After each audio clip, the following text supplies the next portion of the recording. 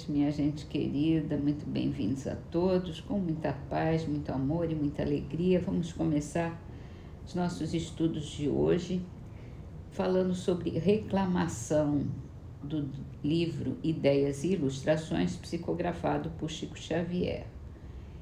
É uma trovinha assinada por Antônio Azevedo. Conversa com caridade, alma irmã, alma sincera. Às vezes uma palavra é tudo o que a gente espera. É o respeito, é o carinho, é amor que a gente dá quando conversa, quando elucida, quando explica. E uma palavra é sempre uma palavra de amor que a gente pode brindar nossa amizade, as nossas conversas, que muita gente está tão desorientada que só espera uma atenção, um carinho, um amor, uma palavra cordial. Vamos então para o Livro dos Espíritos. A gente está falando sobre fatalidade. E Kardec perguntou sobre pessoas que nunca conseguem ter êxito em coisa alguma, que parecem perseguidas pela má sorte em todos os seus empreendimentos.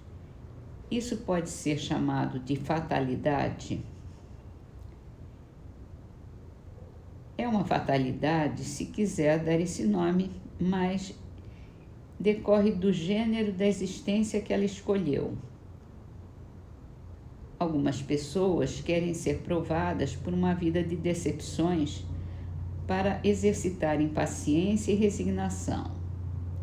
Mas não é absoluta essa fatalidade. Muitas vezes a fatalidade resulta do caminho errado que tais pessoas tomam em discordâncias com suas inteligências e aptidões. Quem pretende atravessar um rio a nado sem saber nadar tem grande probabilidade de se afogar. O mesmo se dá na maioria dos acontecimentos. Quase sempre, o bom êxito acontece se tentar o que está em relação com as suas faculdades.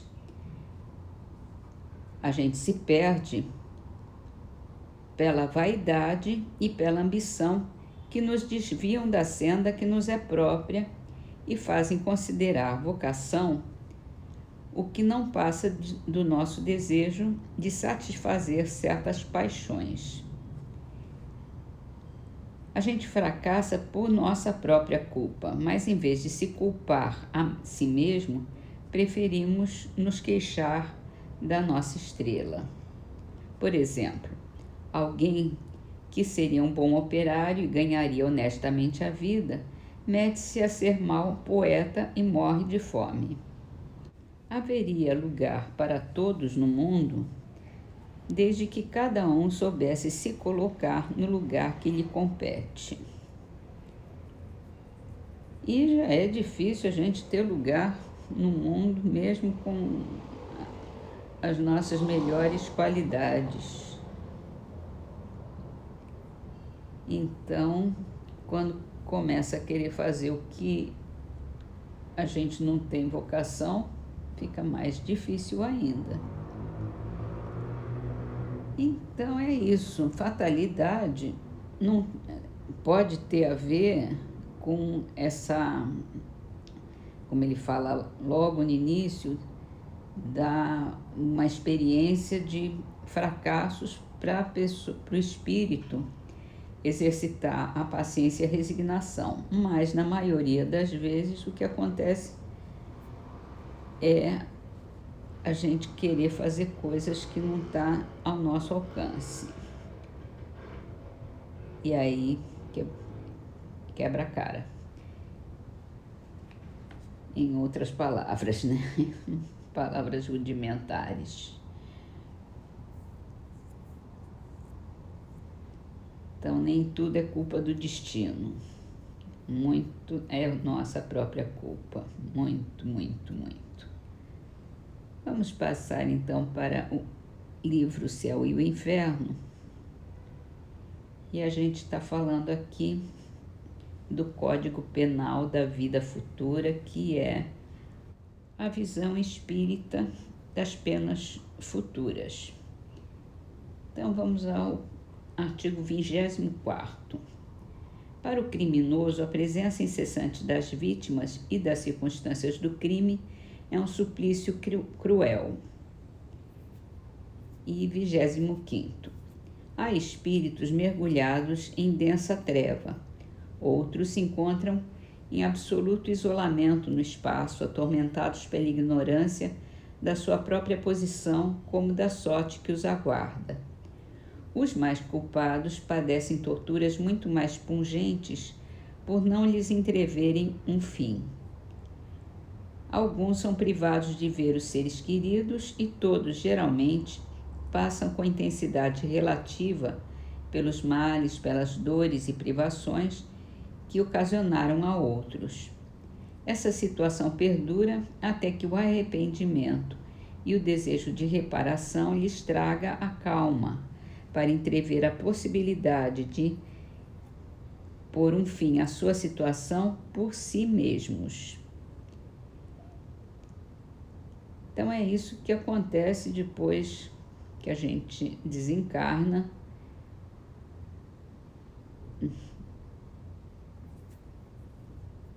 Dependendo de como a gente viveu essa nossa vida,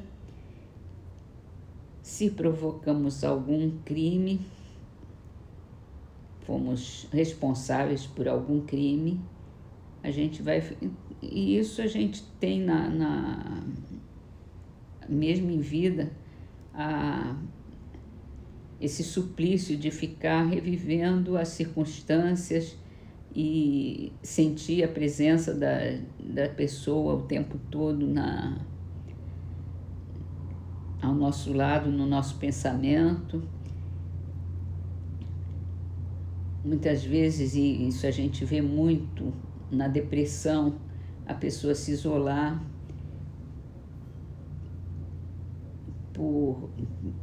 e se punir durante esse tempo de isolamento, no tormento da sua ignorância de saber o que vai acontecer consigo mesmo. E a consciência que é o principal agente dessa nossa situação, que vai nos isolar, que vai nos punir pelo pensamento que não para de rolar sobre a mesma coisa, até que a gente consiga se arrepender e querer reparar o nosso erro. E aí a gente começa a ver um fim nessa situação, que é através de nós mesmos. Não tem segredo nisso.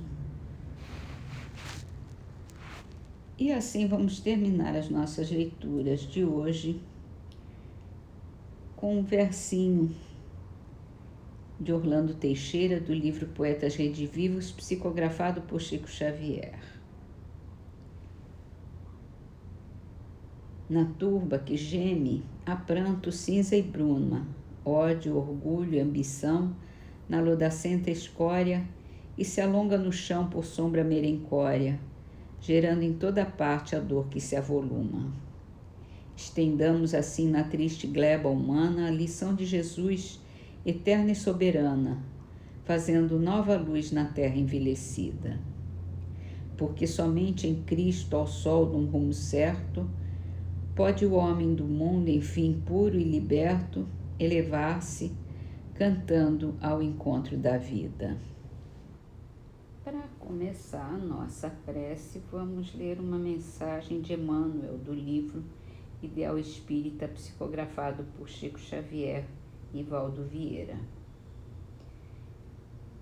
Se refere a uma passagem de Paulo aos Romanos, capítulo 1, versículo 14, em que ele diz: Eu sou devedor tanto a gregos como a bárbaros, tanto a sábios como a ignorantes. Paulo frisou claramente sua condição de legítimo devedor de todos, e essa condição é a de qualquer outro ser da comunidade humana. A criatura em si não é apenas a soma das próprias realizações, mas é também o produto de débitos inumeráveis para com o grupo a que pertence. Cada um de nós deve incalculáveis tributos às almas com quem convive. Lembremo-nos de que vivemos empenhados à boa vontade dos corações amigos, à sabedoria dos mais experientes, ao carinho dos companheiros próximos, ao apoio e ao estímulo dos familiares, aos nobres impulsos das relações fraternais. Portanto, pelo reconhecimento das nossas dívidas comuns, provamos a real inconsequência do orgulho e da vaidade em qualquer coração e a impraticabilidade do isolamento em nosso passo evolutivo.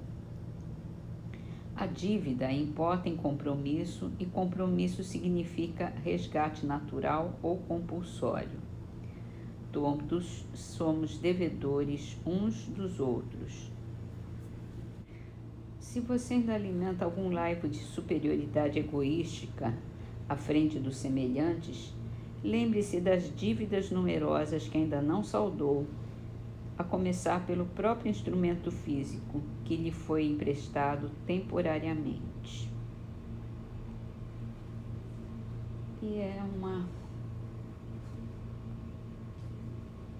lição que a gente tem que aprender nessa vida, superar nossa vaidade, nosso egoísmo, para podermos nos dedicar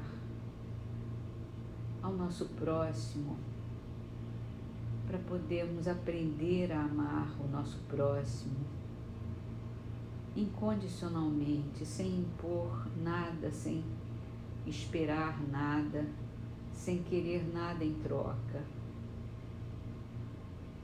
O amor incondicional é o mais puro amor que existe. Quando a gente conseguir chegar nesse ponto de amar simplesmente pelo próprio sentimento de amor, nós já estaremos léguas e léguas acima da nossa inferioridade. Já poderemos nos dizer bons espíritos.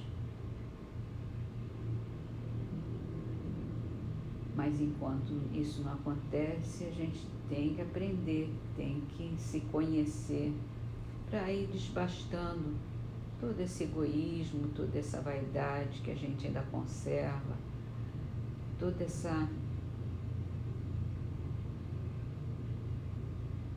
desmedido negativismo que a gente carrega dentro da alma.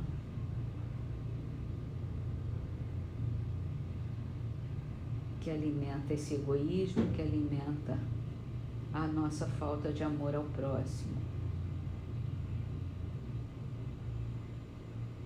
E assim, Senhor, nós te pedimos que nos ajude nessa nossa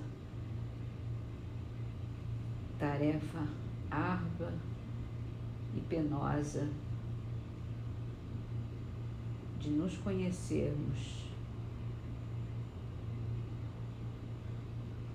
para podermos melhorar a nossa forma de ver as coisas, de agir, de ter respeito com todos, de agir com muito amor para com todos.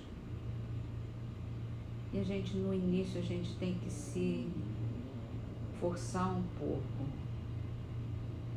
para isso se tornar fácil, corriqueiro e tranquilo.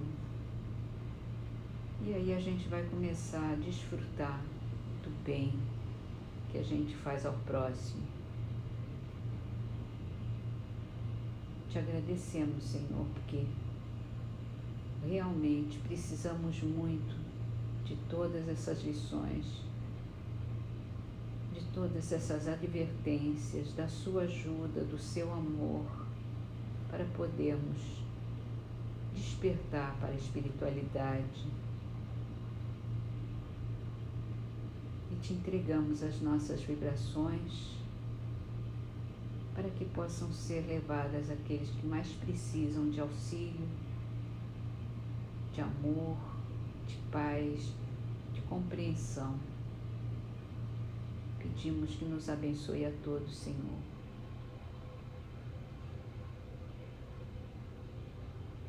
Muito obrigada, meu Deus. Que assim seja.